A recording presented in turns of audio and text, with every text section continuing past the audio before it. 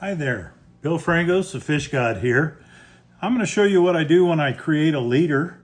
I'm going to create a leader for some fresh water, even though I'm using hard alloy tippet material. I'm going to create a little short leader so I can add a tippet ring and then put the leader I'm going to actually be fishing on to that tippet ring. When you create a leader, the first thing you've got to do is create a perfection loop. I've already got a video on doing the perfection loop. You can look that up. I'm going to go ahead and do one real fast here. Creating a perfection loop is pretty simple, and you can follow the instructions on the other video that I've got, and it'll show you how to do this real quick. But I'm just going to do this real fast to get this out of the way and show you how I'm going to create the remainder of this leader. So I've got a perfection loop tied. Took me nothing. It's ready to go. All I've got to do is trim that. And then I'm going to stretch out, what I'm using right now is some Rio hard alloy, which is a good stiff butt section of this leader. I'm going to be throwing streamers again, bigger flies with this. So I do want a strong butt section. I'm going to measure 3 foot. It's pretty simple measurement. I can just stretch this leader out the length of my arm to my midpoint. I'm about 6 foot tall. That's about 3 foot. Do you have to be precise? No. Does anyone care? No. Okay. Now, if you look, that leader is all curled. It's been on a tippet spool for a long time. Okay? So to do that, to fix that, what I'm going to do is stretch it. And to stretch a leader, I'm just going to grab it and pull it through my fingers slowly and like I'm stretching it. So I'm pulling it through my fingers slowly. A little bit of heat's building up, but not, if you pull it fast, it's too much, it'll weaken the monofilament. When you pull it slowly, you build a little bit of heat, and suddenly your leader forgets that it's supposed to curl. So it's nice and straight. I'm going to take another 3 foot. This is of 12 pound. Okay. And it's a saltwater tippet. Again, it's a hard alloy, very strong, abrasive, abrasion resistant, and doesn't do well with flexibility. It's pretty stiff. So if you want a limber tippet, this isn't what you want to work for. You want to turn over a fly in your cast. Yeah, this is what you're after. Again, I've stretched it. I've got the loops out of it now. So I've got 2 pieces of line there. What I'm going to do is put those together, and I'm going to show you a fast blood knot. Normally I would tie on more limber tippet, I would tie a double or triple surgeon's loop. I have a video on the channel of doing a surgeon's loop. What I'm going to tie is a kind of a cheater's fast method blood knot. What I'm going to do is tie an overhand knot. Pretty simple. We all know how to tie an overhand knot.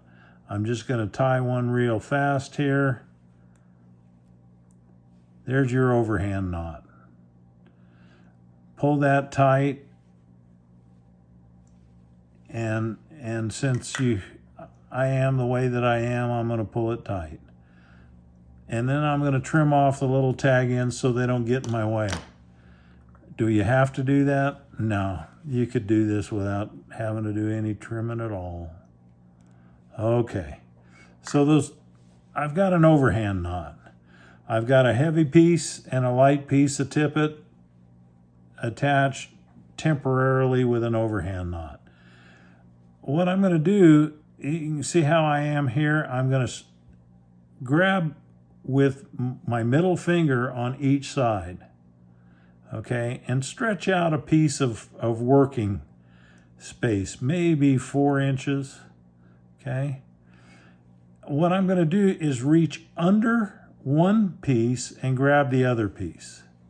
Then reach under and grab, and I'm going to do that 4, 5, 6, 7, 8, 9, 10, 11, 12. You do more with light tippet and less with heavy tippet. Okay, I'm going to come through the loop, and I'm holding, you see I've got it pinched right here. I'm holding that loop open. I'm going to come through that with the knot, okay, and pull that out. Then I'm going to grab the ends on each side, get that all the way through. There we go. And snug it up a little bit. So it looks a little cumbersome right here, but trust me, it's not as bad as I'm making it look. I'm going to pull on both sides. See how it's snugging up a little? So if one side's not snugging up, keep pulling. You'll figure out which side's not snugging up, pull the other side. Okay? Pull the middle. You want to be able to pull all three at the same time. Okay? Now, once you've got it to that point where you've got it turning on itself, you want to moisten this knot. And you can do this with, Dawn liquid detergent. You can do it with, glycerin. You could do it with all sorts of things. We spit on it. Okay, so I just put that between my lips and spit on it. It's right out of the, I'm not going to get any terrible things because it's right out of the package. At this point, I'm gonna pull it quickly and as efficiently as I can. All three ends at the same time. It's not going to always come perfectly. You see how one side didn't pull? The bigger side tends to just drag on. What I'll do is kind of coax it down. I can do it with my thumbnail a little bit, pulling on this end and pulling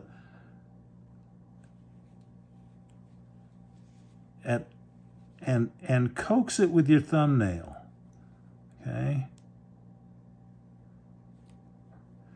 It will eventually come down, and I'm just kind of making the wraps go where they're supposed to go.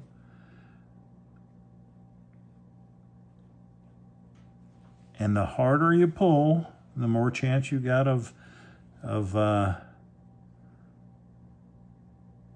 hurting yourself.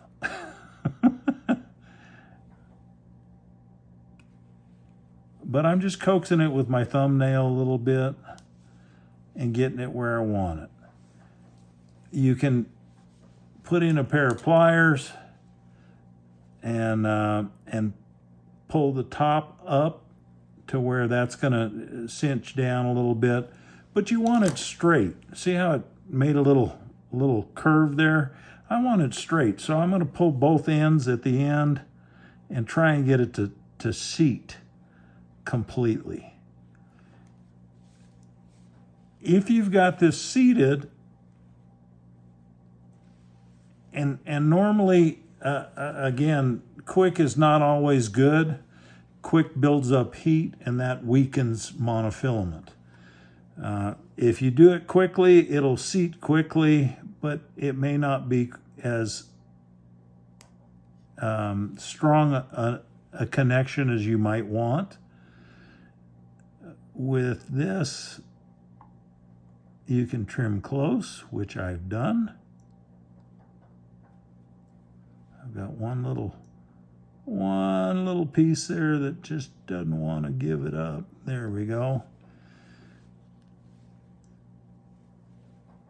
Normally a blood knot would have a piece sticking out one side of the connection and a piece sticking out the other. This one has them both sticking out the same side of the connection. I haven't found a big difference. When I'm fishing saltwater, I'll tie the real blood knot as opposed to the quick version. When I'm fishing freshwater, I'll fish the quick version. I'm going to show you what I'm doing here. I'm just going to put a little bit of UV glue on here. UV will cure hard and smooth with a little bit of UV light applied. So this is UV clear fly finish, a thin. You can use thick, you can use thin, you can use whatever you want. This is just adding a little bit of security to the knot. You can spin that. I've got a little bit too much on there. I don't want it quite that big. I'm just going to put my finger on it and it'll suck it right off. See how that just sucked that excess right off? Okay. This is going to smooth out that knot. Now I'm just going to hit it with a UV light and it'll be hard as a rock. So I've got a UV laser here. I'm going to put a little bit of UV light on it. Rotate the knot as I go.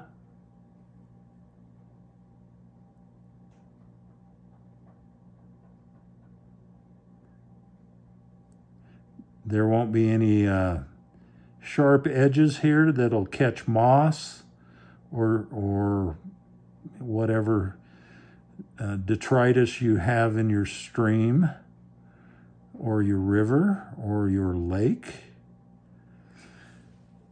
It'll be nice and smooth. So you see, it's dry, it's smooth, it's a good connection, it's solid. It'll work all day. That's how I would normally build a leader for freshwater. It's pretty bulletproof. It's a good connection. You'll appreciate this. Again, this is Bill Frangos, the Fish God. You can find me on YouTube at FishGod1. Leave your comments. If you would like to see something done, I'd love to hear about it and give it a shot. And please subscribe. It does make my life a little easier, but it'll definitely make your life a little easier. Thank you. Bye-bye.